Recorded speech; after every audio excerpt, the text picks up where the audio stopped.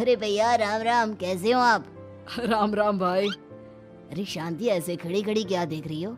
चाय कॉफी कुछ लेकर आओ, भैया आए हैं। शांति तेजी से रसोई की ओर आगे बढ़ती हुई कहती है, अरे मेरी माँ, गेट खोलने के चक्कर में मेरे तो चावल ही जल गए। वो दौड़ी दौड़ी रसोई में जाती है और देखती है कि सारे चावल जल गए हैं। वो दोबारा चावल बनाने में लग जाती है। इतने में सोहन आवाज लगाता है, अरे शांति, तुम्हारे चावल का रोना खत्म हो गया हो तो चाय ले आओ। जी लाती हूँ अभी। शांति जल्दी जल्दी चाय बनाती है और मोहनदास को चाय देती है। सब एक दूसरे की खैर खबर पूछते हुए चाय पीते हैं। चाय खत्म होती ही मोहनदास शांति की ओर देखते हुए मजाक में कहते हैं, शांति, अब तुम्हारी चाय में दम नहीं रहा, अब हमें चाय बनाने वाली बदलनी पड़ेगी। ये कैसे मुमकिन होगा जेठ जी?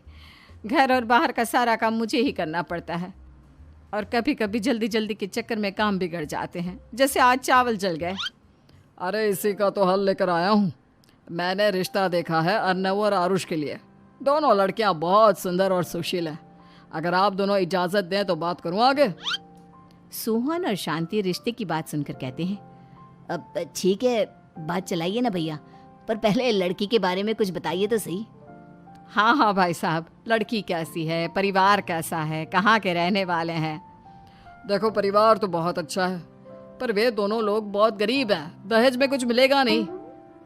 अरे हमें दहेज में कुछ चाहिए भी नहीं, बस लड़की संस्कारी होनी चाहिए।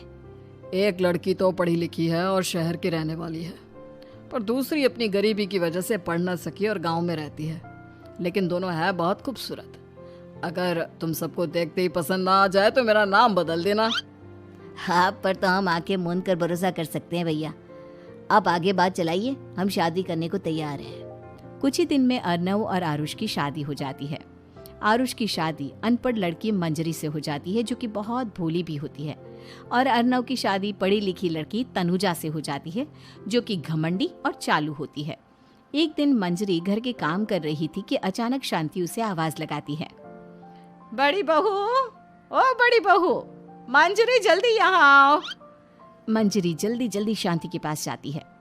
बेटा मेरे पैर दबा दे, बहुत दर्द हो रहा है। जी माँ जी, बस बर्तन धोकर आती हूँ।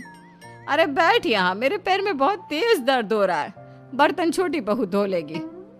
मंजरी शांति के पैर दबाने लगती है तो शांति तनुजा को आवाज लगाती है, छोटी बहू, ओ छोटी बहू। तनुजा थोड़ी देर से आराम से चलकर आती है। जी माँ जी, आपने बुलाया मुझे? आपको कोई काम था क्या? तो कुछ काम कर रही है या? शांति की बात काटते हुए तनुजा बोलती है, कुछ नहीं माँ, फोन पर अपने घर पर बात कर रही थी। अरे बाद में बात करियो अपने घर वालों से, पहले जाके बर्तन धो ले। तनुजा मुंह बनाते हुए अपनी जिठानी की ओर देखती है और मन ही मन कहती है, ये महारानी वहाँ बैठी है, ये नहीं कि बर्तन धो ले। मैंने इतनी पढ़ाई बर्तन धोने के लिए की थी क्या? तनुजा दांत पीसकर वहां से चली जाती है। अगले दिन सब दफ्तर चले जाते हैं, तभी डाकिया चिट्ठी लाता है। शांति चिट्ठी लेकर मंजरी से कहती है, बड़ी बहू, जरा छोटी बहू को बुलाना, एक चिट्ठी आई है। मेरी तो आंखें कमजोर है तो मुझसे पढ़ा नहीं जाएगा। मंजरी तनुजा के पास जाकर कहती है, तनुजा, तुम्हें माँ जी बुला रही हैं। मुझ पर हुक्म मत चलाओ, काम बताओ काम। अरे मैंने तुम पर कहाँ हुक्म चलाया, और हुक्म चला भी दूंगी तो क्या हुआ? तुम तो मेरी छोटी बहन की तरह हो ना।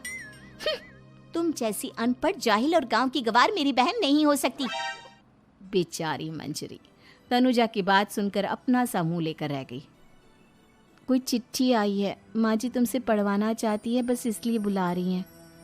मुंह टेढ़ा करके तनुजा मंजरी का मजाक बनाती हुए कहती है, अनपढ़ कहीं की। तनुजा का ऐसा बर्ताव देखकर बड़ी बहू बहुत दुखी होती है। तनुजा को अपनी पढ़ाई का घमंड इतना हो गया कि अब वो घर के कोई काम नहीं करती और अपनी जिठानी का मजाक बनाती रहती। तनुजा का ये बर्ताव अब उसकी सास को भी नजर आने लगा था। एक दिन शांति ने अपनी बड़ी बहू से कहा, मंजरी, तनुजा हर समय तुम्हारा मजाक उड़ाती है, तुम्हें गुस्सा नहीं आता क्या? आता तो है माँ जी, लेकिन मैं क्या करूं? जब भी उसे कुछ बोलती हूँ वो और भी जली कटी बातें मुझे सुनाकर चली जाती है। मैं उसे अपनी छोटी बहन की तरह प्यार करती हूँ, लेकिन उसके दिल में मेरे लिए कोई इज्जत नहीं। बहू, तूने वो कहावत सुनी है, जुल्म करने वाले से ज्यादा जुल्म सहने वाला अपराधी होता है। मंजरी अपनी सास का इशारा समझ जाती है। वो अपनी देवरानी को सबक सिखाने की ठान लेती है और एक दिन शांति अपनी दोनों बहुओं के साथ बैठी थी तो शांति अपनी बड़ी बहू से पूछती है, अरे बहू, शाम होने को है, कुछ सोचा है क्या बनेगा खाने में? माँ जी, मेरे तो सर में बहुत दर्द है आज। मेरी प्यारी देवरानी ही कुछ अंग्रेजी खाना बनाकर खिलाएगी। सुना है पढ़े लिखे लोग अंग्रेजी खाना बहुत अच्छा बनाते हैं, क्यों तनुजा? इतना कहकर मंजरी अपनी सास की ओर देखकर मुस्कुरा दी। तनुजा अपनी तारीफ सुनकर बहुत खुश हो गई। इतने में शांति कहती है, यह तो सच बात है छोटी बहू, ये तो मैंने भी सुना है। हम भी पक गए हैं बड़ी बहू के हाथ का खाना खा खा कर। तनुजा, तुम्हारी माँ भी तो तुम्हारे खाने की बहुत तारीफ करती हैं। आज हमें भी खिला दो कुछ अच्छा सा बनाकर। शांति की बात सुनकर छोटी बहू और आसमान पर चढ़ गई, पर उसे ये कहाँ पता था कि उसकी सास और जेठानी उसे सबक सिखाना चाहती हैं। तनुजा अपनी तारीफ सुनकर खुश तो बहुत होती है, पर सोचने लगती है, मुझे तो कैसा भी खाना बनाना नहीं आता। अब मैं क्या करूंगी? अगर मैंने इनको सच बता दिया तो मेरी सारी इज्जत मिट्टी में मिल जाएगी। अरे छोटी बहू, क्या सोच रही हो? खिलाओगी ना अपने हाथ का अंग्रेजी खाना? छोटी बहू हाँ में सर हिला देती है। अचानक से उसके दिमाग में एक आइडिया आता है। मैं इंटरनेट से देखकर कुछ बना लेती हूँ, मेरी वाहवाही पूरे घर में हो जाएगी। मुझे कौन सा रोज रोज बनाना है। माँ जी, आज आप सबको ऐसा खाना खिलाऊंगी कि... इतने में शांति छोटी बहू की टांग खींचते हुए कहती है कि पता नहीं कैसा खाना खिलाओगी। ए ऊपर वाले, हमारी रक्षा करना। इतना बोलकर शांति और मंजरी दोनों जोर जोर से हंसने लगते हैं। अब तनुजा रसोई घर में चली जाती है और खाने की तैयारी करने लगती है, पर उसे रसोई घर की चीज़ों के बारे में तो कुछ नहीं पता। जैसे तैसे सारी चीज़ें निकालती है और इंटरनेट पर देखकर खाना बनाती है। कुछ ही देर में सब लोग घर आ जाते हैं। अरे सुनते हो, आज का खाना हमारी छोटी बहू बना रही है। अरे वाह, आज तो फिर कुछ अंग्रेजी खाना खाने को मिलेगा। कुछ ही देर में खाना बन जाता है तो छोटी बहू सबका खाना लगा देती है। इतने में बड़ी बहू कहती है, क्या बात है देवरानी जी, आज तो बहुत अच्छी खुशबू आ रही है। ये बात तो सही कही बड़ी बहू तूने, खुशबू तो अच्छी है। ऐसी खुशबू तो मेरे खाने में भी नहीं आती। सब मिलकर छोटी बहू की बहुत तारीफ करते हैं और छोटी बहू 7वें आसमान पर बैठ जाती है। अब सभी खाना खाते हैं। जल्दी जल्दी दो, अब तो मुंह में पानी आ रहा है। हाँ, मुझसे भी नहीं रुका जा रहा। जैसे ही सोहन एक निवाला खाता है तो उसकी आंखों से पानी आने लगता है। ये देखकर शांति सोहन से पूछती है, क्या हुआ जी, खाना इतना अच्छा बना है कि आंखों से पानी आ गया? सोहन चुप रहता है और धीरे धीरे से खाना शुरू कर देता है। इतने में सोहन छोटी बहू से कहता है, बेटी तुम भी तो खाओ, तुम क्यों रुकी हो? खाना सच में बहुत अच्छा है। ये कहकर सोहन जोर से हंस देता है।